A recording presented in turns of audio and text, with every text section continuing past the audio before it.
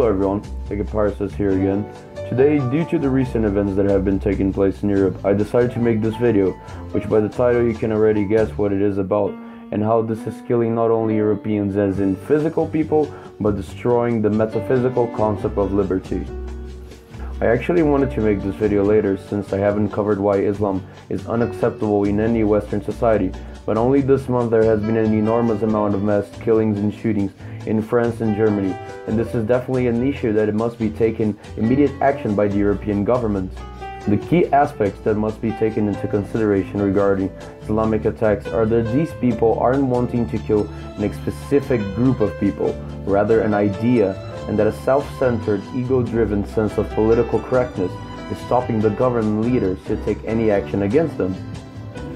Everyone knows the terrible attack that happened on the 14th of July in the city of Nice in France, but I don't think people quite understand, or even some deny the truth upon their eyes.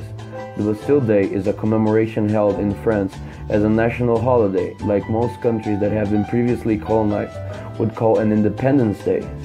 The importance of this date chosen for the attack reflects directly on the Muslim ideals for the world. The Bastille Day commemorates in the French Revolution the day of the storming of Bastille Saint-Antoine, which served as a fortress and prison, but most importantly represented the monarchy.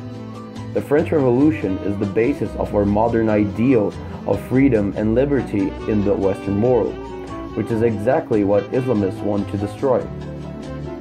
Islamists hate the Occident because we are free to think whatever we wish. We are free to choose our religion.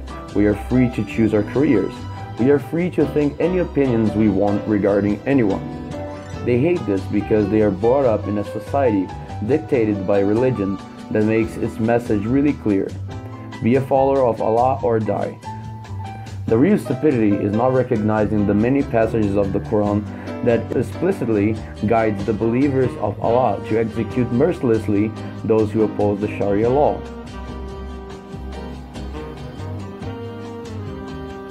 So what's stopping us from banning these murderers from our countries? Ourselves. Not me or you that agree with me that this religious rampage must be stopped, but we as a whole society. We live in a democracy, which means all people of the state are involved in making decisions about its affairs. And for now, most people in the Western world are against extreme measures such as war. A good example would be the 15-year-old Lithuanian boy that was stabbed by a 14-year-old Muslim in his school in Sweden because the boy defended a girl who, according to the Muslims, was dressed like a slut. The people of Lithuania were shocked by such behavior and decided to sign a petition which results in change of refugee laws.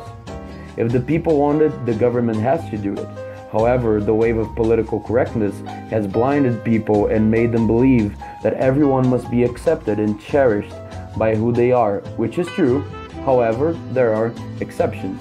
For example, when a certain someone decides to kill as many people as he can because they don't believe in the same deity as him.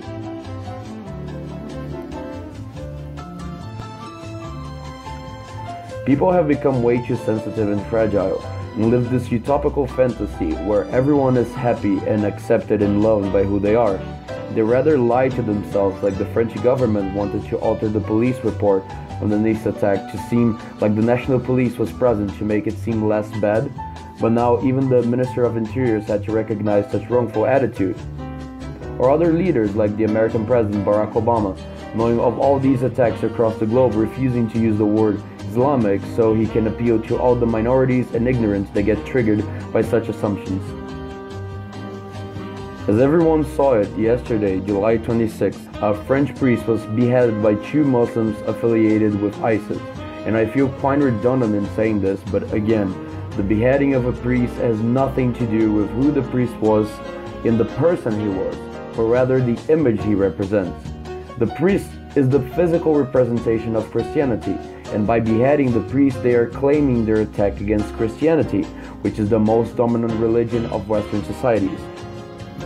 As we blind ourselves with feelings and indulge into this nightmare that emotional teens have the main say in what's happening with the world, education is the only key to solve our problems. See you next time.